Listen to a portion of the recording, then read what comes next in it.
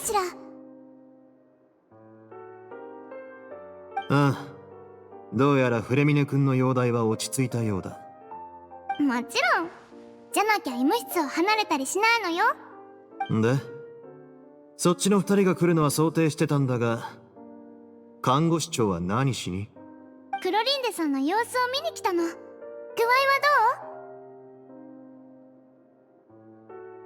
どう？ああ、特に問題はない。できれば一度診察させて。すぐ終わるから。この後数分だけ時間をもらってもいい？わかった。感謝する。じゃあ私は先に。そろそろ弁解してくれるよな。弁解？その言い方は気に入らないな。説明ってことでどうだい？だがどこから話したものか。あんたらが最も知りたいことからにしよう。さあ、質問してくれ。おう。じゃあ聞かせてもらうぞ。お前は最初からリネたちの目的を知ってたのか？いや、彼らがファデュイに所属し、召使いの命令でメロピデ要塞に潜入したことしか知らなかった。具体的な目的はあんたらの行動が進むにつれて見えてきたんだ。目的も知らなかったのに、わざわざ警戒してたのか？彼らが現れた理由は決していいもんじゃない。俺はこういうのに鼻が利いてな。最初は講師がなぜ失踪したのか調べるのが目的だと思ってたからな。リネ君は俺が彼を逃がしたと考えていたようだが、俺らは彼の行動を止めもしなければ容認もしていなかったというのが正しい。講師はおのずと協力者を見つけて自然と離れていったのさ。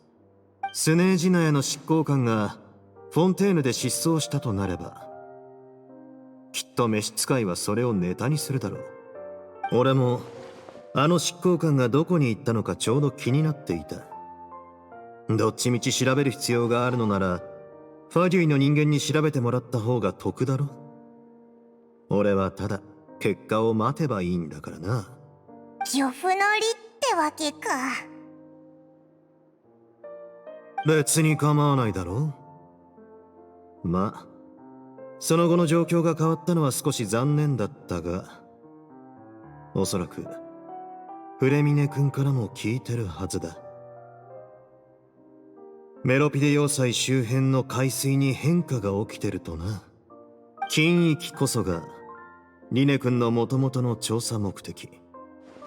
ここに来てからあんたらもそれに巻き込まれることになった。だからあんたらの身の安全とメロピデ要塞のトラブルを未然に防ぐため、俺も手を出し始めたってわけさ。お前が昔犯罪者だったって噂は本当なのか？何を言ってる。俺はメロピデ要塞の管理者であってずっとここにいる。服役するのと何ら変わりないだろう。ただここの者たちが俺に服従してるだけだ。そういえばクロリンでは誰が呼んだんだ？もちろん俺だ。金を出して彼女にメロピデ要塞まで出張に来てもらった。クロリンデさんは決闘代理人、つまり第三の勢力だ。今後起こりうる危機をどうにかするにはずば抜けた実力を持った助っ人が必要だったんでな。例えばフレミネを助けるとかか？ああ、そう理解してくれていい。フレミネ君は確かに優秀だ。あんなに劣悪な条件じゃなければ今頃失踪した人に追いついてただろう。それはあんたには関係ない。ヌビレットさんの依頼も講師の行方をつかむことだけだったはずだ。俺は禁域が講師の失踪と関係ないことだけを証明すればいい。これに関しちゃフレミネ君はまさにその証人だろう。けどオイラたちの調査はもう医務室まで進んでたんだ。それにお前もさっきあれこれ質問しただろ。なのにオイラたちの最後の質問にはまだ答えてないぞ。おっと悪い。そんなに答えが気になっていたとは。そりゃそうだろう。たとえ目を背けたくなるような真実であってもか。ついてこい。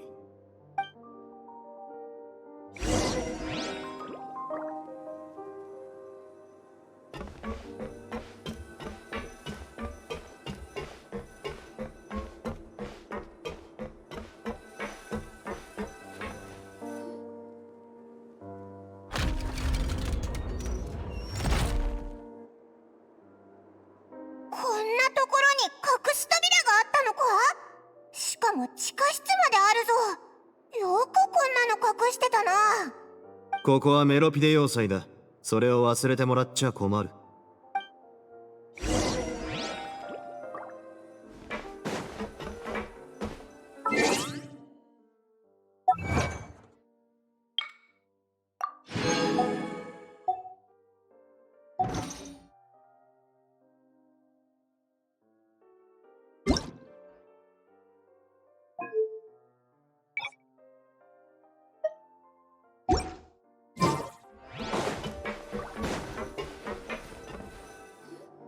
Stand on the central plate. Wait, is there a secret mechanism or... Whoa!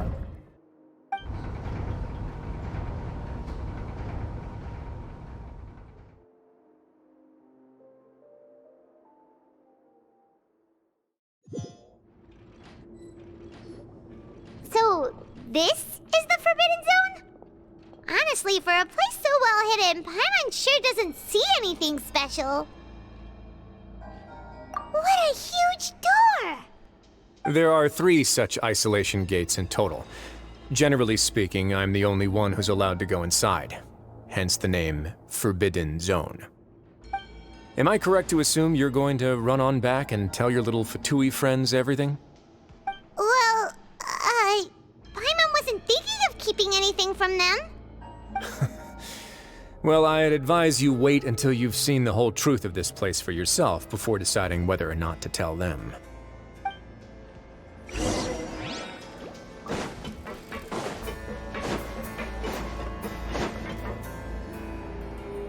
Huh. So there's a switch on the side. Stand back.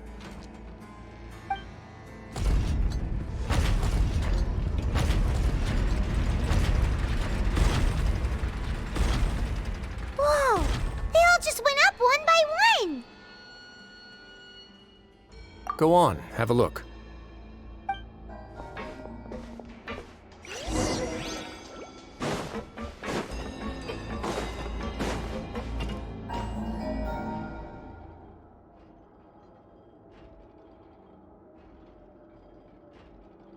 I've been interested in what lies beyond that gate ever since I assumed leadership of the Fortress of Meropide. Of course, it would be unwise to recklessly open it, but it'd also be risky and negligent to simply ignore any potential danger that could be behind it. The readings on that dashboard have not budged since the day when I first laid eyes on this place.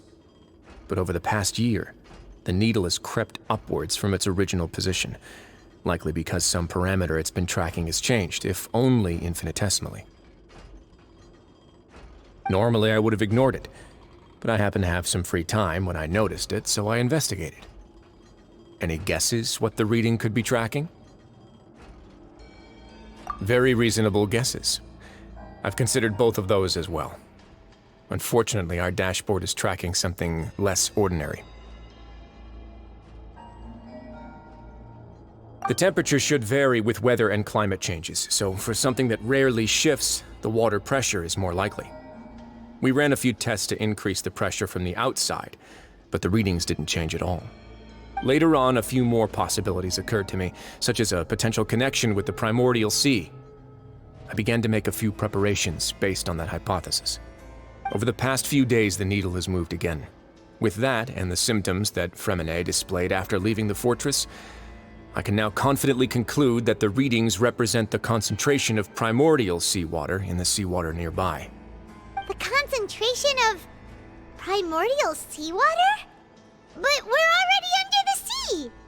And that is precisely the problem. We're at the bottom of the sea, and now we're surrounded by toxic seawater. Somehow, primordial seawater got mixed in, and the concentration is steadily rising.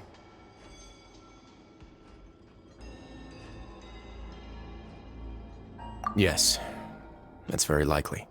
But forget about the two of us! Not even Novelette knows where the primordial sea could be, much less where we could find and plug a leak. Oh. Oh! Seems like you've figured it out. I believe the primordial sea lies directly beneath this sluice gate. For some reason, the primordial seawater levels have risen significantly, and it's now very close to us. The indicators are now red.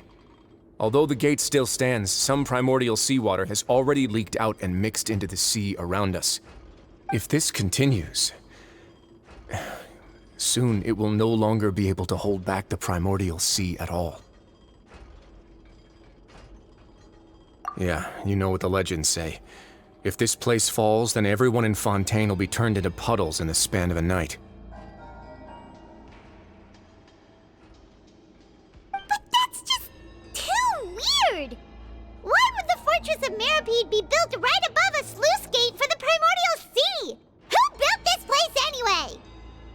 Your expression tells me you think this might be part of a vast, complicated conspiracy. To be honest, you might find the actual answer may be exceedingly boring. It's just that the secret of the Forbidden Zone had been long forgotten by the nation before I rediscovered it with my research. There's no single founder of the Fortress of Meropide in any traditional sense.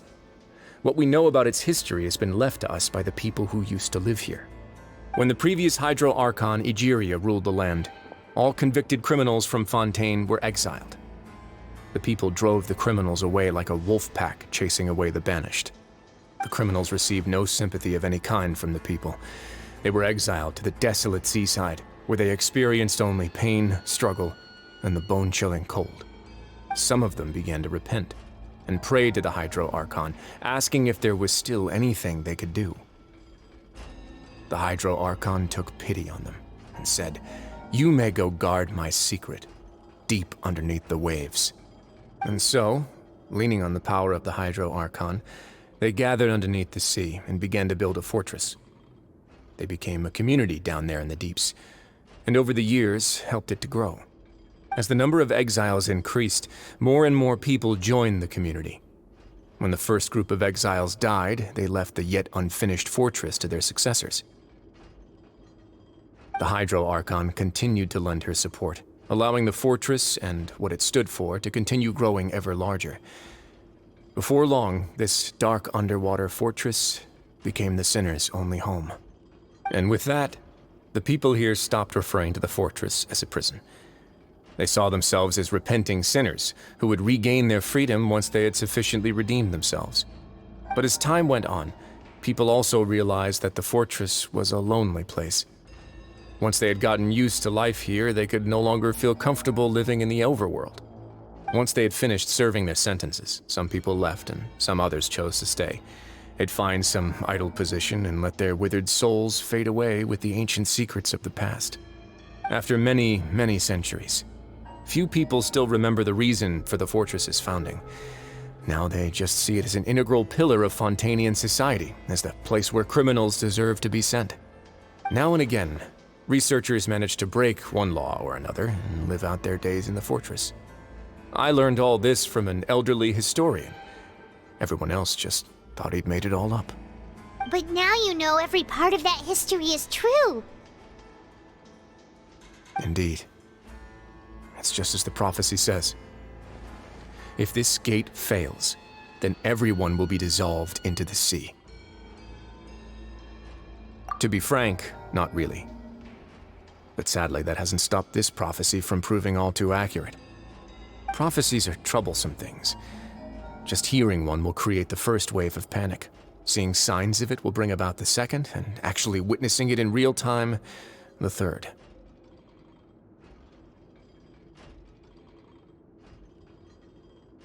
Let's go somewhere else. I want to show you something.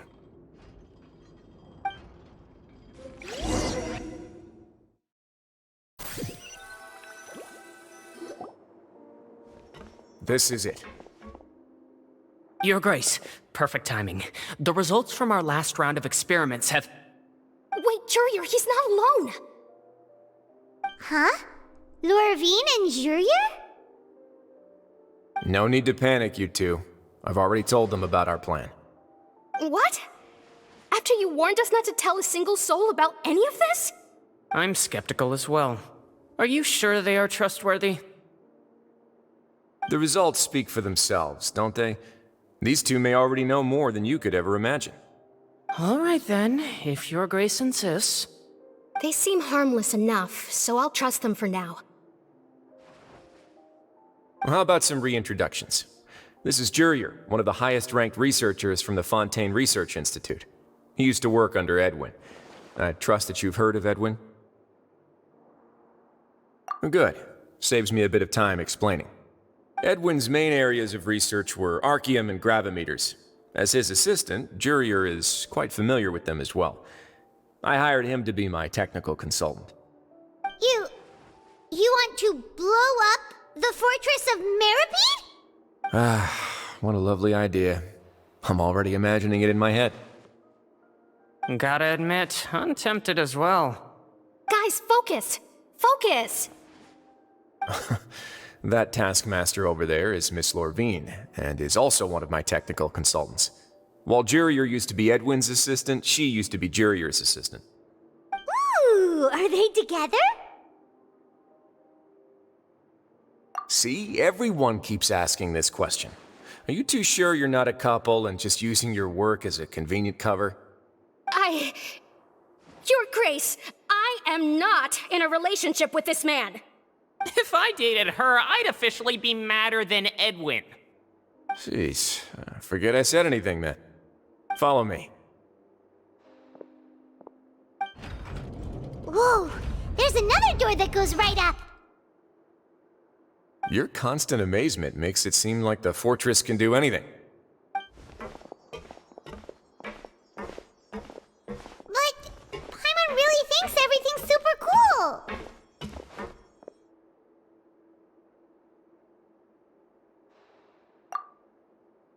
Well, let's spice it up a bit. And here you go.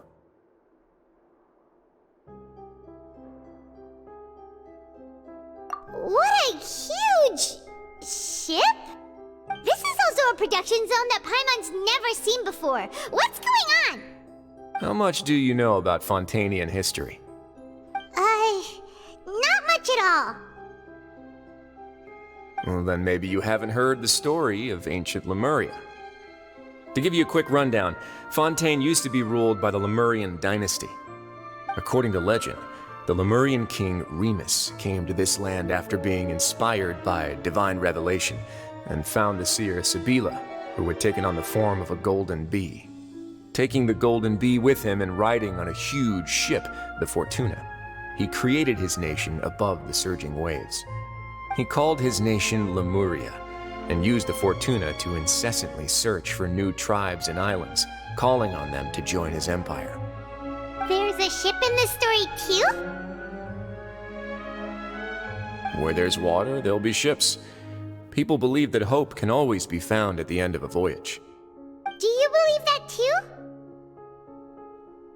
To a point, I think.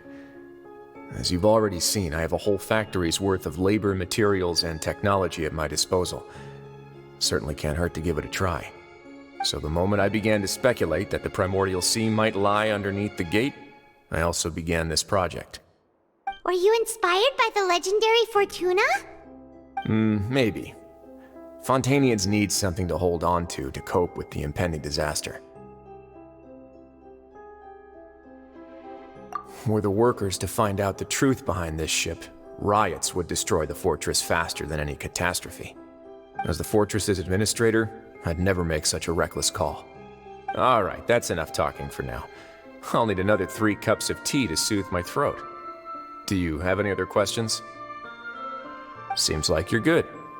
Come on, I'll take you back.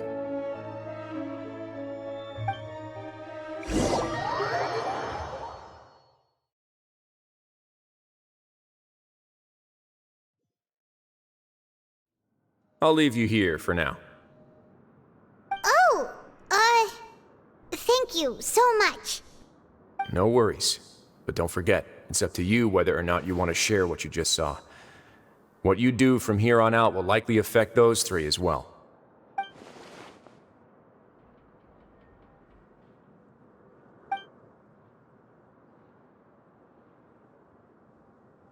Yeah, we'll put a lot of thought into it for sure. Great. I look forward to what happens next.